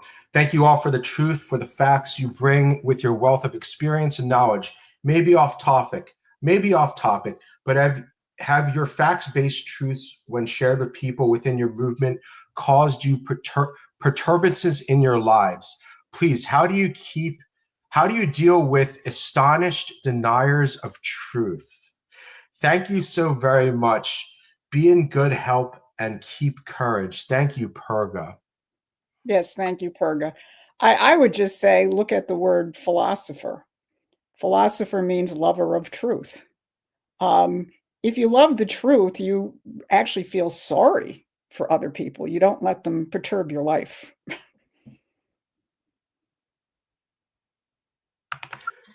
Yeah, same thing here. It's obvious that when you're pursuing the truth and it comes up against the common culture, all sorts of friction results. You just got to be able to realize that pursuing the truth is essential to good health and courage and everything else. So it makes you happy ultimately, and whatever they throw at you, you can overcome. Thank you. I think the way to overcome astonished deniers of truth is that you have to build effective organizations. You have to bring people, like-minded people you can share ideas with. And then once you have a strong base of support, like a personal support base of people who will help you reason through challenging things, that's when it gets easier to go out and really fight for ideas and really argue with people. You do need a good base of support. You do need a good friend network, so that when you do get, because anytime if you're saying something truthful, it doesn't matter what domain it's in. If you say something truthful, people are always going to fight back. So part of it is having your people that you can talk to when things get challenging in your search for truth. That would be my suggestion. Okay, for whatever it's worth. Okay, next one. USA and Canada are tied together pretty good economically. However, our Prime Minister Carney, who seems to be auditioning for the job of the head of the EU after he delivers Canada, seems to have the loyalties to his personal shares in his former company and the UK instead of in Canada. Can you please comment how all this is happening in the US that Trump is trying to fix can help Canada? This current liberal government seems to get in the way with many election monopolies that just don't make sense. How can Trump help Canada without having Canada be the 51st state? Making an alliance like the EU did seems more reasonable. Thank you for your comment, Nicholas. We have so many people from Canada and the UK in the chat, so we really appreciate your question, and we understand where you're coming from. Barbara, do you want to address the Carney question? Yeah, I'll start with Carney. Look, Carney is in Canada for a reason, and it's very strategic. He is known as the world's most preeminent central banker. He is 100% for what people have been talking about, a digital world currency for surveillance purposes. He actually proposed that openly, and he wanted it to replace the dollar back at Jackson Hole in 2019. And on top of that, he's just deeply wedded to the entirety of the central banking system and the whole Green New Deal type of collapsing of anything that's left of the productive capacity of the world. Right after, he became the UN's chief climate czar after he left the last banking position that he had. And tied up with Bloomberg and everybody else in terms of that. So you got an oligarch in the highest order sitting on top of the Canadian government at this point, not the feckless Justin Trudeau, bastard son of Fidel Castro, if you believe a lot of the X accounts. That's your problem up there in Canada. And I'm going to let Susan address what you might do to organize against it. Well, we're also going to get a series of questions similar in terms of the issue of England. We're not on the ground in these countries. We don't really have a fine-tuned operations sense of what are viable political movements in these areas. I would say from where we sit and where we stand now, the most important thing that we can do in places like Canada, Australia, England, and so on, is just make sure that there is a growing core of people who understand the fundamental principles of this fight between oligarchy and mankind, who understand the importance of what the United States created with the founding of our republic, and begin to think through how those principles could apply in their own countries. And we're just going to have to see how this moves forward.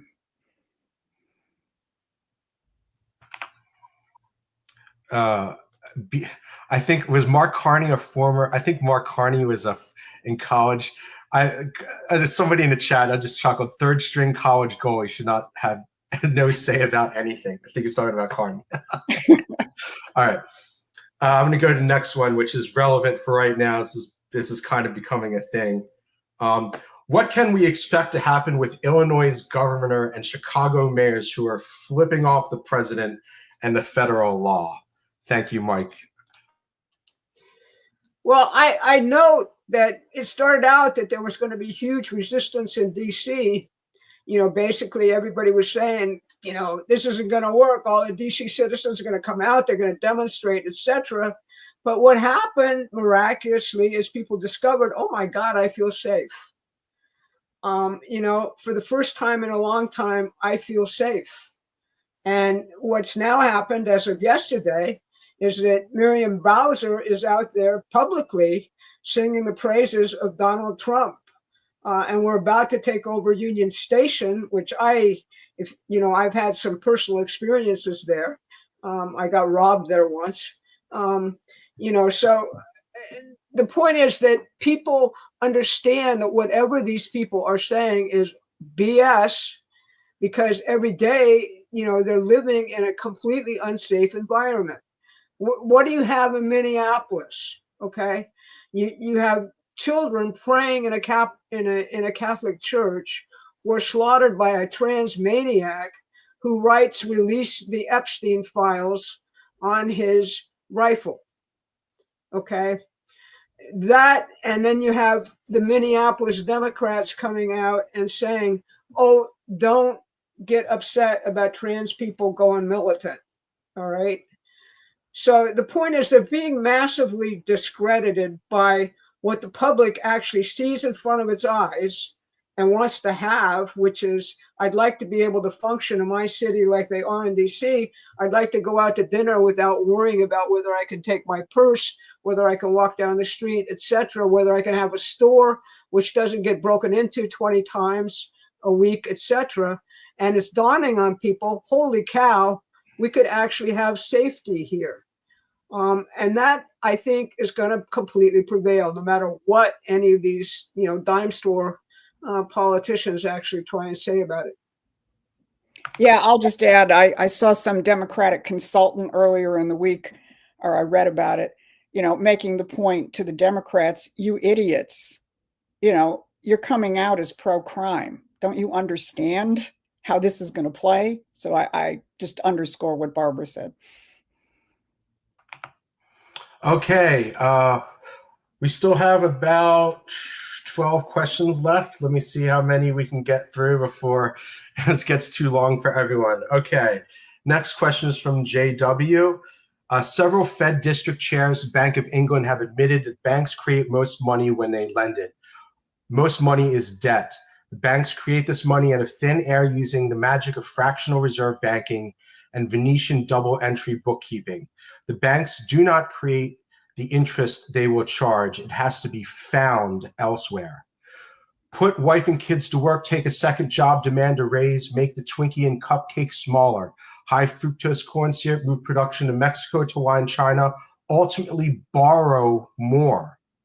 Under the Constitution, the Treasury can also create money out of thin air, but free of debt and free of the nation destroying interest usury, backed by the full faith and credit of the U.S. government. the same as Federal Reserve notes. Henry Ford and Thomas Edison advocated this in 1922. Let's do this now. I agree. I think our nation does need low interest credit loans that we can create, and we don't have to charge ridiculous interest rates on those loans. So I'll turn it to Barbara. Well, I'd actually be interested if JW can send us some information about Henry Ford, since I'm a student of him and I didn't know that. Be interested to see what he was proposing. But I think it just gets down to the fundamental question in between, and this is something that Lyndon LaRouche stressed all the time, credit and money. As LaRouche put it, money is stupid, or it's used by the oligarchs to control. Credit is smart. The idea of issuing credit to produce more wealth is smart. Or as Alexander Hamilton put it, there's nothing wrong with issuing credit and going into debt as long as you're creating the means to extinguish it. How do you extinguish it? By investing something which is you're going to get more out of than you put back in. That's the American system.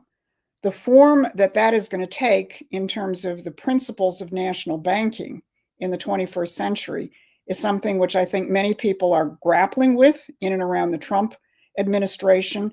Again, what form it's going to take, because the world's a little different in 2025 than it was in 1925 or 1825, is probably, I think, something which is going to be worked out over time. But I think the most important thing is the principle. Thank you. Okay, I'm going to ask two questions at a time just to try and get through everyone's question here and try to give everyone a chance. I'm very appreciative of all the work Prometheus is doing. Thank you all so very much. My question is, should we as Americans focus exposing more information about the World Economic Forum as it relates to globalism versus nationalism? How do we combat globalization? And thank you, John and Christine. Can you explain JD Vance's involvement in Rockbridge Network? Something about this gives me pause for concern. Thank you. So delighted to have found you two ladies. Thank you, Christine. So we have one question on globalization and the other question on JD Vance's involvement in Rockbridge Network. I'll take the first one. Look, I think, frankly, a lot of people have become familiar with the term globalization and a kind of generalized concept. World Economic Forum is fairly well known among MAGA layers and probably more broadly. I think the more important challenge is people actually having a living understanding of what economic nationalism looks like. I think that's where we need to do more work rather than just exposing bad guys, because it becomes somewhat sterile unless you actually have a working concept of what are you going to replace it with. With respect to JD and Rockbridge, I don't know all that much about it, so I'm not going to pretend that I'm an expert in it. But my understanding of Rockbridge is essentially it was an investment vehicle into high technology aspects of our economy. And if that is indeed true, if my understanding is true, I don't really have a problem with it. As vice president, he's no longer active in that particular network. So I would just leave it at that. If I find out more, I'll take a look at it. If I find out more, I'll let people know. Thank you. Okay, the next three are also going to be bunched up. First of all, thank you so much. I've learned from you. God bless. And this is from Mick. Mick's been with us for the last few weeks. I've only recently joined a common law group in England. I'm an Army veteran. Could you please explain the CSV trust that has been imposed on us all? And could you explain how far this goes back?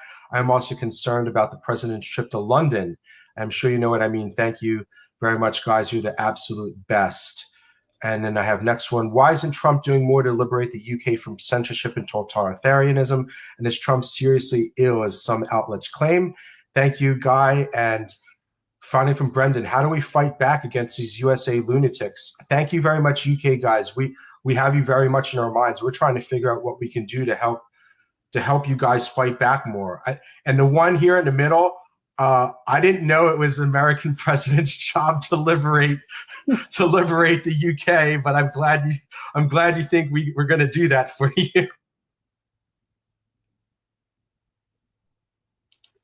Yeah, we just have to look at the situation a little more closely. Adam's right. You got to do a lot of this stuff yourself. I suggest strongly to people in other countries that you look at and think about the sources for the American Declaration of Independence. And that indeed, I think, is probably one of the best documents in all of human history to liberate oneself from an oppressive regime and foundational in any liberation movement. Not Karl Marx, not any of the other crap. Just look at that founding document, which is terribly important. Okay, I'm going to blast you the next question. We're getting really close to the end here. Now, you guys are going to have a hard one. I want to say something on this because it's a big deal. Is crypto currently safe for seniors? Thank you, Debbie, for asking this question. I don't think it's an issue of seniors or not seniors issue. I've seen Zoomers and millennials, not even seniors, lose their entire life savings from screwing around with cryptocurrency.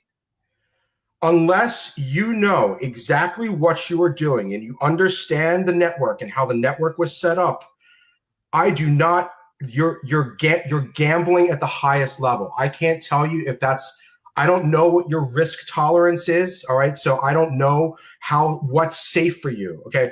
For all I know, Debbie, you could have $10 million and can afford to invest $1 million in a crypto, but something tells me that's not the case for you. So I urge you, I can't tell you whether or not cryptocurrency is safe, but I can tell you millennials, Zoomers have lost, Generation Xers, Boomers have all lost so much money. So I can't tell you if it's safe, but I'm urging you to do massive amounts of due diligence. Would you ladies like to say anything? No, I think that sounded right. Thank you. All right. Question 38. Okay. Here's the next one. 38. Is the 14th Amendment secretly evil? Do we need to kill the 14th Amendment to really be free? Does this tie into the Trump working the citizen birth rights issue? Thank you. Love the education. Thank you for your question, John. I love the 14th Amendment. I want to keep it. It's an essential part of our freedom. How does it tie into the citizen birthright issue? Well, there's a lot of legal interpretation coming off of the 14th Amendment, which is not necessarily coherent with the amendment. As Trump says, the issue with the 14th Amendment and birthright citizenship is dealing with how slaves were actually incorporated into the country after the Civil War. So it has nothing to do with the idea that somehow the 14th Amendment justifies people coming here with babies to establish chain migration. So that's what I'd say on that. No, we don't need to get rid of the 14th Amendment. We need to really stick to why it was enacted and the key potentials for it to be used for freedom and not for crazy things which courts have decided. Thank you. Well, yeah, I'm going to take the next two on Israel and Netanyahu, and then we'll be coming into the last four actually. Israel's hold on the government. Are they being blackmailed? Are we living Israel first or America first? Thank you, Charles. And this one's from Lloyd. Why the hell can't Trump pressure or force Netanyahu to end the genocide in Gaza or quit providing assistance? I think we answered this last time with a fairly long answer. I'm going to make it very short. The answer is that a significant part of the Republican Party is in the hold of either Christian Zionism or Zionists per se through the donors who actually give money to the traditional Republican Party. I'll call that the Bush side of the Republican Party, if you will. Are they being blackmailed? No. That's simply the strength of the lobby itself within the United States. And Israel is very, very good at seducing Americans to support everything they're doing. They sponsor all these, if you're in politics in Washington, well, they'll take you to Israel and show you all this great stuff that Israel is doing, and they are doing great stuff. All right. Now, with respect to, can't Trump just end funding? It's a lot more complicated than that. All right. That's the answer of all these armchair generals who say, look, just end the funding and somehow everything's going to stop. No, this is a religious war and has been a religious war ever since my lifetime in viewing what's been going on in the Middle East. Hamas, again, is, an intelligence creation. It is not Islam or, Islam appropriately. The British created a situation in which revisionist Zionism, which is Netanyahu, and political Islam were in permanent warfare because they wanted to control both the land routes for goods and the oil in the Middle East. And that has gone on for a very, very, very long time. So no, the answer isn't that you're suddenly going to end it by stopping funding. The answer is control Israel, which I believe very firmly that Trump is trying to do without provoking what I might call the Masada complex, i.e. leave them out there and alone with nuclear weapons and desperate, and you've got much more of a problem than you have today in terms of the dynamics of that particular form of warfare. So I'll leave my answer at that. I'm going to be covering on Saturday a little bit about this meeting which just occurred in the White House, which unsettled me, with Tony Blair appearing suddenly in the picture to suggest what a peace agreement should look like, because that is the source really of the problem. It has very little to do with the United States or Donald Trump. Thank you, Barbara. Okay, two more questions. The first one is coming from Joe, who's been following us for a while. We didn't take his question last week, but I'm going to take it right now. Given that populations around the world are lacking skills and knowledge about how the law works, why would those who have the skills and knowledge be ignoring the mandated due process as government occupants are paid to commit confessed treason during wartime, such as the American Supreme Court members concerning the Brunson versus Adam et al. Treason during the wartime case?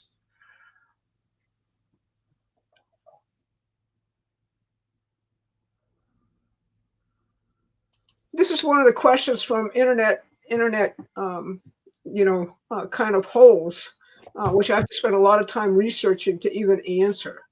Brunson versus Adams is not a legit case, number one. The Supreme Court didn't decide it or wasn't ever considering it. It was kicked out of federal court in the first instance when it was filed. And it's the result of exactly the premise of your question, which is a bunch of patriots lacking skills and knowledge about the law basically tried to address the treason which went on with the 2020 election. All right. So, you got to step back from a lot of stuff that's on the internet and very convincing in many respects and say, is this really happening? Is this really true? How do I check it out? Well, I went to, when you gave me Brunson versus Adams, I went and looked it up in the federal courts and in the Supreme Court docket. And it turned out that everything that was being said on the internet about it was completely false. And then I looked at the complaint, having a little bit of legal knowledge, and I realized that it was the equivalent of a jailhouse lawyer putting together something with very good intentions for his prisoner inmates to file in a court. And the point is, the theory doesn't work. It didn't work. It wasn't the right theory. And I'll just leave it at that. Thank you, Barbara, for doing that research, because I didn't know about that court case. Okay, and Joe finally says, just to follow up in response to what you said, Barbara, he says, prohibiting speedy redress is not lawful, so the answer you give is anti-First Amendment. Okay, Joe, that's your opinion. We hear you. Thank you for your comment. Okay, one last final recap. If you're joining us, this is our weekly live question and answer show.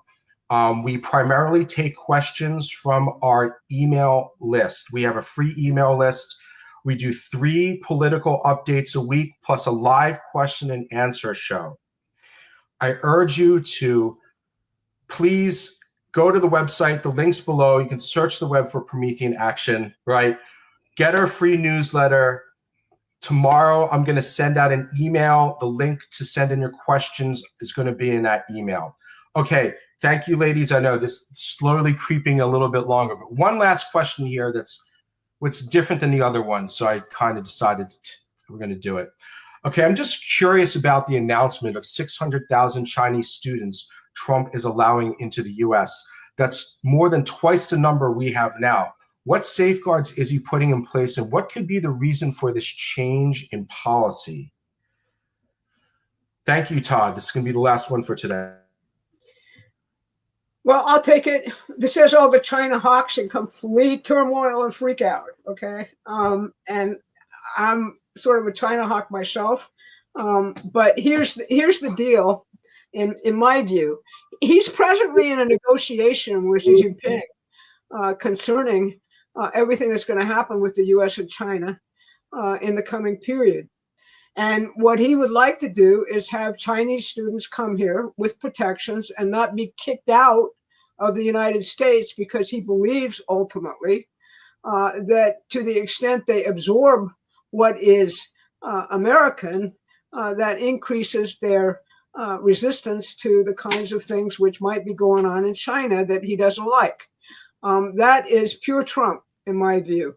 And the problem that we have is the way that Washington is presently thinking, and there's been a great deal of propaganda to do this going on for the last, 10, 15 years, is we shouldn't be at war in Ukraine because we should really be in war in China. Trump doesn't want that to happen. He wants to actually use his methodology to turn China and the US into allies, and doing what we talked about earlier in the conversation, actually having a competition to develop the world, which is a friendly competition to develop the world, which will benefit both of us. So I think that's his long-term vision. I think people are creeped out because they essentially say every one of these students is a spy, which they've been taught to believe. I think Trump thinks about it differently, and I think we can control the spy aspect of it, and that's how I'd answer the question. And I don't think there's going to be 600,000 of them, because I don't think China's going to send 600,000 Chinese to the United States. I think that's really not what they're going to do. Thank you, Barbara. Okay, ladies, any final words for our audience before we come back next week? I want to thank Audrey and Leslie. The last I looked, they had ordered flyers from us to begin organizing. So thank you, ladies, wherever you are. We need more people doing that. And if you're not quite ready to go out and get out flyers, then just contribute to Promethean PAC so that we can expand our work. All right, everyone. So the link to sign up to our email list is in the description. You can search for Promethean Action. We're going to be coming back to you next Thursday at 11 a.m. Eastern, 8 a.m. Pacific. We want you to come and join us next week. So thank you very much, everyone, and have a good afternoon.